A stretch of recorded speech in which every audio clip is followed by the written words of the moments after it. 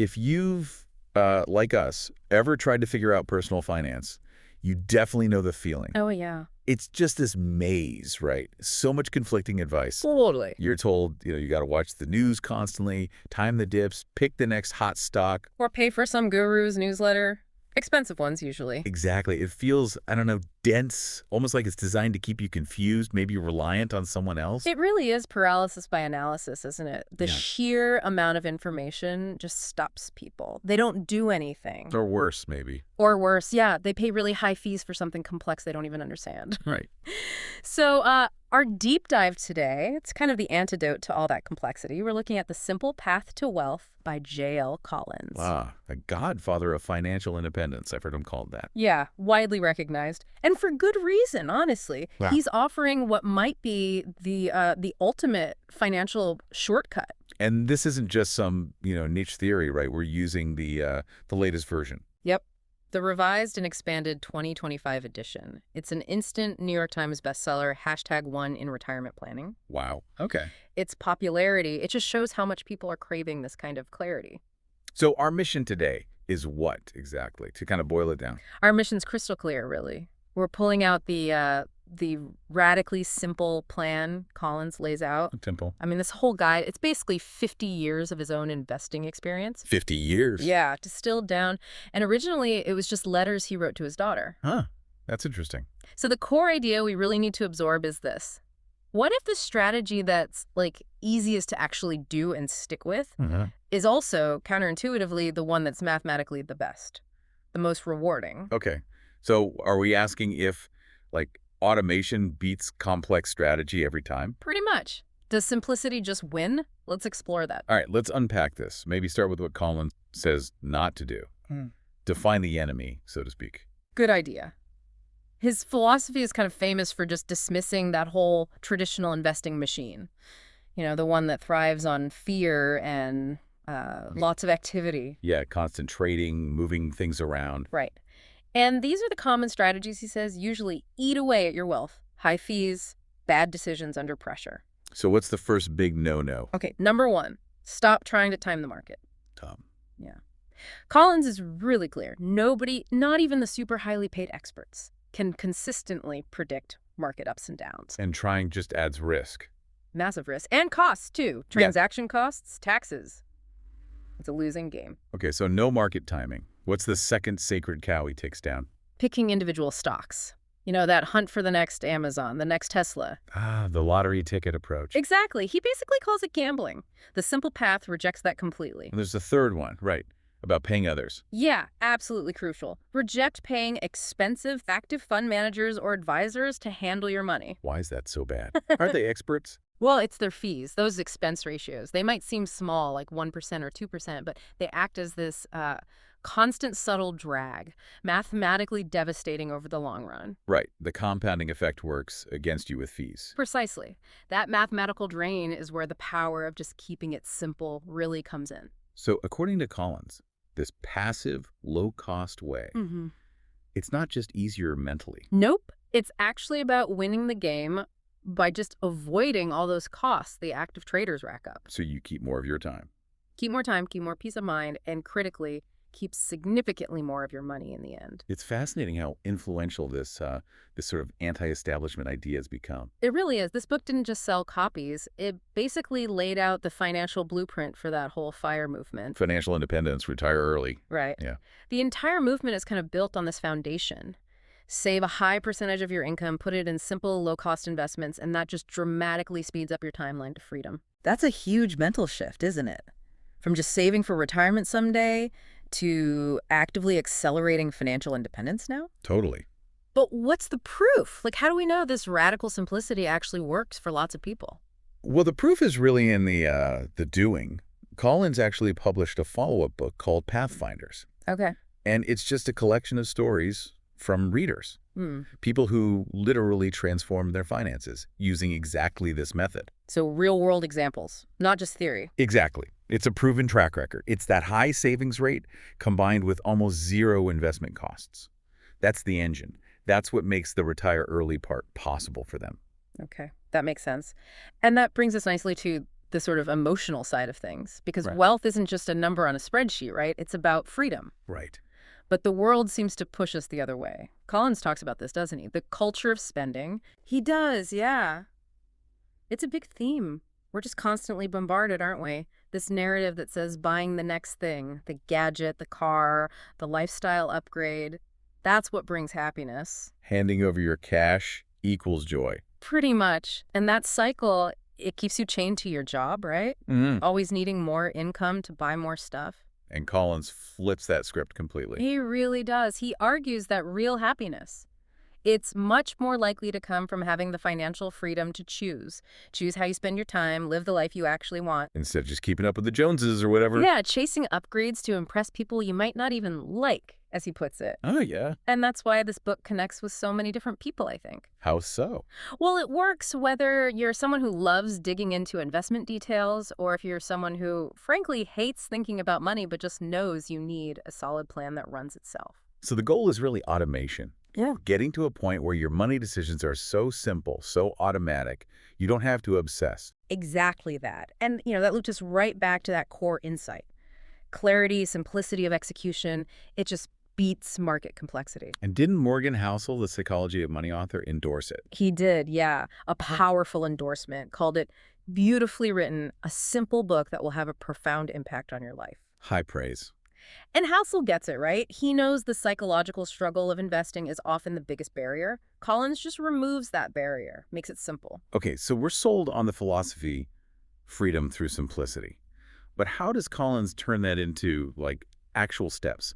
We need the practical tools, the roadmap. Right, not just inspiration. And a book is definitely comprehensive there. It's not vague. Good. But before even getting to specific investments, he spends quite a bit of time just exposing the marketing myths. The things the industry tells you. Yeah, and the sort of predatory practices that actively stop people from building wealth, like the myth that high fees mean you're getting better advice or performance. And those fees, they really are the silent killer over time, aren't they? Oh, absolutely devastating. If you're paying, say, 1.5% in fees to an active manager versus maybe 0.04% for a total market index fund. Seems tiny year to year. Right. But over 20, 30 years, the compounding difference is just massive. It can be hundreds of thousands of dollars. Oh, wow. Yeah, Collins shows the math. Over decades, those active fund fees, plus the extra trading costs, plus maybe higher taxes from turnover, they often wipe out any tiny edge the manager might have occasionally found over a simple index fund. So step one on the roadmap is basically understand and ruthlessly minimize costs. You got it. That is the most vital piece. Minimize costs relentlessly. Okay, so costs are enemy number one. Let's talk about the actual investment strategy then. What's the secret sauce for asset allocation? Is it complicated? No, not at all. This is where the simplicity just really shines. Okay. Collins recommends an incredibly straightforward approach. Basically, two main things. Just two. Primarily, yes. First, the total stock market index fund. He often mentions Vanguard's VTSX or the ETF version, VTI, as examples. Okay, buy the whole U.S. stock market. Pretty much. And second, maybe later on, especially as you get closer to needing the money, a high-quality bond fund. That's it. Just stocks and maybe some bonds later. No international, no real estate, no crypto. For the core, simple path. Nope. Just broad U.S. stocks, primarily. What's the thinking behind putting everything, or almost everything, in just the U.S. stock market? Isn't that risky? Not diversified enough. Well, the rationale is that the total market index is inherently diversified. How so? Think about it. VTSAX holds, thousands of U.S. companies? Large, medium, small, across every single industry. Okay, yeah. So you own a tiny piece of everything. You don't need to guess which company or sector will win. You automatically own the winners because you own the whole market. And historically? Historically, the U.S. market has always recovered from crashes and rewarded investors who just stayed put long term. It's about betting on the overall engine of the economy. That sounds, almost too easy. What about big crashes? What if the market goes down for 10 years? Doesn't that destroy this plan? That's a really crucial point, and he talks a lot about the psychology of bear markets. Okay. His advice isn't trying to avoid downturns you can't. It's about preparing for them, emotionally, financially. To steel yourself. Basically, yeah. And he stresses that when you're in the wealth building phase, a market crash is actually good news. It's a sale. You get to buy more shares cheaper with your regular investments. Reframing it as an opportunity. Exactly. Yeah. The biggest risk isn't the market crashing, it's the investor panicking and selling everything at the bottom, locking in those losses. So the simple path demands patience. Ignore the noise. Keep investing automatically. That's the core of it, discipline and automation. Okay, but even before we invest, what are the first steps on this roadmap? The, prerequisites? Right, got to have the foundation. It starts with what Collins calls the absolute key to financial health, getting rid of debt, Old pick. especially high-interest debt, credit cards, personal loans. You have to attack that stuff aggressively. Because, think about it, no investment is going to reliably beat an 18% or 25% interest rate. Good point. Paying off debt is a guaranteed return. Exactly. He basically says the only potentially good debt is maybe a reasonable mortgage, and even that you might want to pay off eventually. Okay, so debt first. Then, once that's under control, where does the money go? How do we prioritize accounts? Yeah, the roadmap moves straight into optimizing your tax-advantaged accounts. This is huge because avoiding taxes on growth is like turbocharging your savings. Makes sense. So 401k first. Definitely prioritize funding your employer 401k, at least up to whatever match they offer. That's literally free money. You can't beat free money. Right, don't leave that on the table. Never. After the match, he stresses maxing out IRAs, specifically Roth IRAs, if you qualify. Why Roth? Because with a Roth, your money grows tax-free, and you can take it out completely tax-free in retirement. That is an enormous advantage down the road. No tax bill waiting for you. Okay, so eliminate bad debt, get the 401k match, max out a Roth IRA, then maybe back to the 401k or other accounts. That's a pretty standard sequence based on his principles, yeah. And inside those accounts, that simple, low-cost, total market index fund. Got it. So debt strategy, account priority, investment choice. Keep it simple. Does the plan change once you actually hit your financial independence number, when you stop accumulating and start living off it? Yes, it does shift slightly. The book covers both phases clearly. The accumulation phase, grow, grow, grow, and the preservation phase, live off the money. So what changes in preservation? During preservation, the strategy usually involves adding a bit more stability. So you typically shift some money from that total stock market fund into a high-quality bond fund. To smooth out the ride. Exactly. Right. It makes the portfolio a little less volatile, which is important when you're actually taking money out each year. You don't want to be forced to sell stocks right after a big crash just to pay your bills. And this is where the famous 4% rule fits in, isn't it? Absolutely. Collins discusses it in terms of safe withdrawal rates. But yeah, the 4% rule is kind of the mathematical bedrock of the FIRE movement. Remind us quickly what it is. Basically, it says if you can live comfortably on 4% of your total portfolio value in your first year of retirement, and then adjust that amount for inflation each year after, then statistically your money has a very, very high probability of lasting for 30 years or even longer.